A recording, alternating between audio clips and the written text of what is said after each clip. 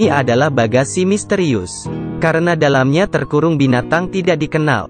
Punggungnya yang kuat. Terdapat gambar kalajengking yang menakutkan. Di sampingnya juga terdapat aki yang penuh dengan darah. Tidak ada yang tahu spesies apakah dia. Hanya tahu, dia dimuat ke dalam bagasi. Dikirim sebagai barang. Malah disita oleh polisi. Di bea cukai. Di sisi lain pria yang duduk di jet pribadi mewah ini menerima telepon misterius. Katanya Scorpion senilai 1 miliar. Disita oleh polisi.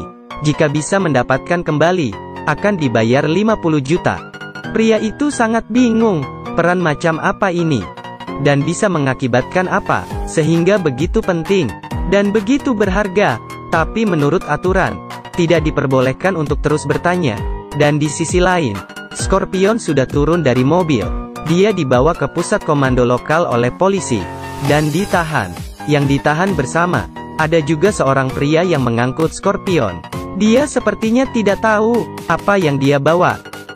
Karena ketika polisi menginterogasinya, dan mengatakan kepadanya bahwa barang yang dia bawa adalah Scorpion, dia langsung menggila.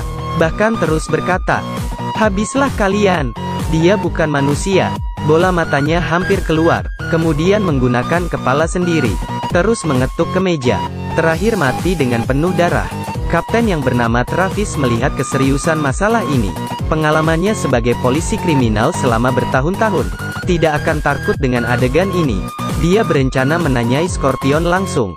Dia datang ke ruang interogasi, menanyakan Scorpion siapakah dia. Tetapi, Scorpion tidak menjelaskannya, malah memberitahunya. Informasi dalam otaknya bernilai 1 miliar, dan nanti akan datang 2 polisi, yang mengaku sebagai biro interogasi negara. Datang menanyakan padanya. Saya beritahu dahulu, mereka itu palsu. Travis tidak percaya setelah mendengarnya. Tetapi tidak lama kemudian, rekannya Ellen memberitahunya. Biro interogasi datang membawa Scorpion. Misi kita selesai. Travis terkejut. Dia datang ke koridor, menanyakan pertanyaan inti pada mereka.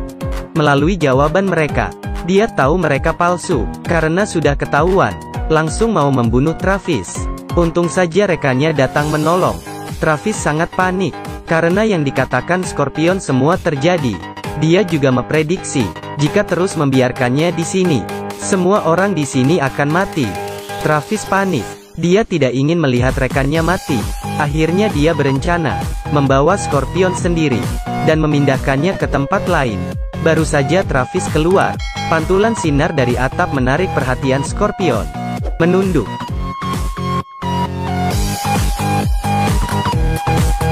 Kualitas mobilnya sangat bagus. Sayangnya Travis terlalu naif. Sangat cepat. Sebuah Chevrolet hitam datang dari belakang. Sekelompok orang bertopeng keluar dari mobil. Di tangan mereka semua ada alat. Gergasi besi dinyalakan. Mereka ingin membuka pintu mobil.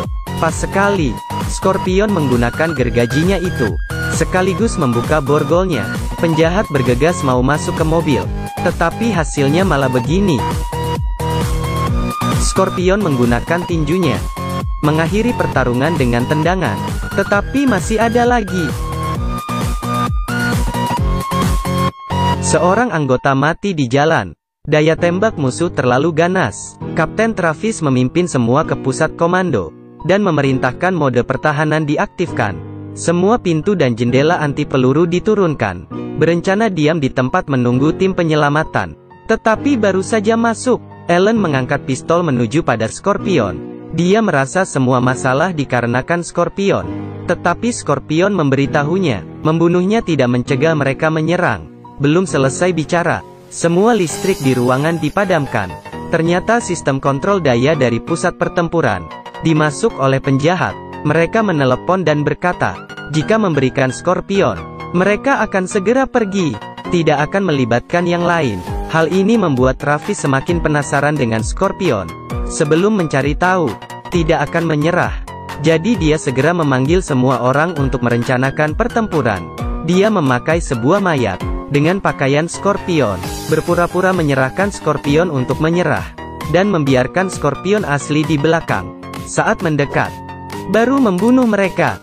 Kelihatannya rencana sudah hampir berhasil. Musuh sudah mengepung. Tetapi tiba-tiba, musuh tiba-tiba mundur. Ternyata, mereka tahu ini jebakan. Ada yang salah. Ada mata-mata. Ternyata salah satu rekan tim menggunakan kode Morse untuk memberitahu keluar. Tidak hanya demikian, dia juga melepaskan polisi palsu yang dipenjara, dan memberitahunya cara membuka pintu anti peluru. Karena dia merasa demi Scorpion, malah kehilangan nyawanya sangat tidak layak. Jika dia tidak berbuat demikian, nanti penjahat masuk habislah semuanya. Tiba-tiba, Ellen menemukan mereka di koridor. Polisi palsu itu membunuh polisi mata-mata.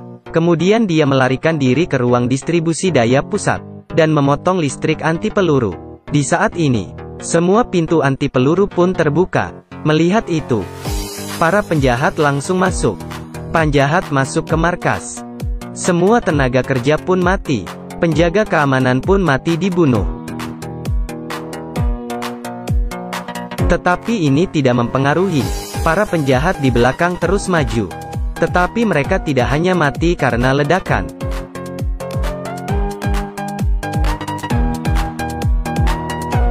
Tetapi ditembak. Para penjahat pun pada mati.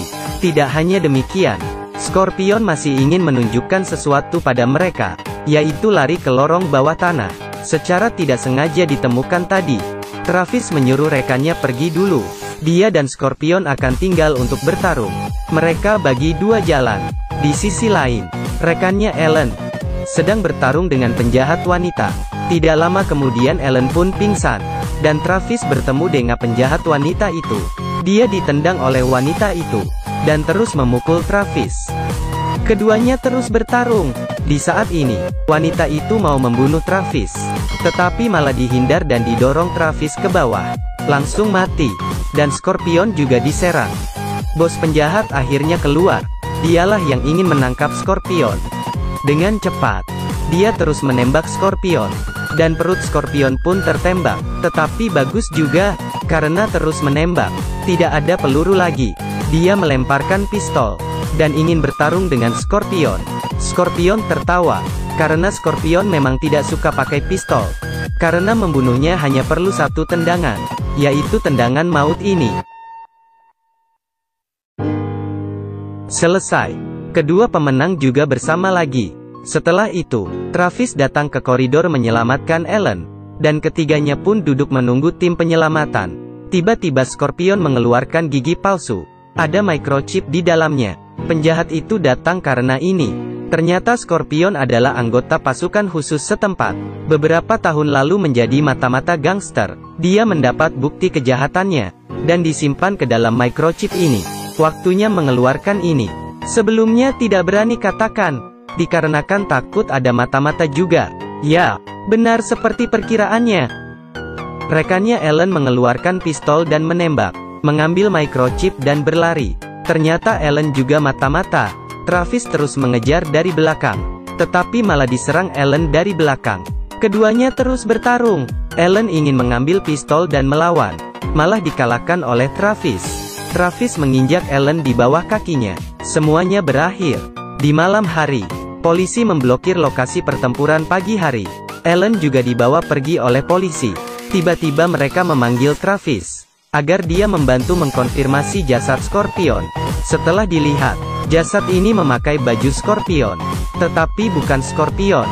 Tetapi Scorpion tersenyum dan berkata, "Iya itu Scorpion."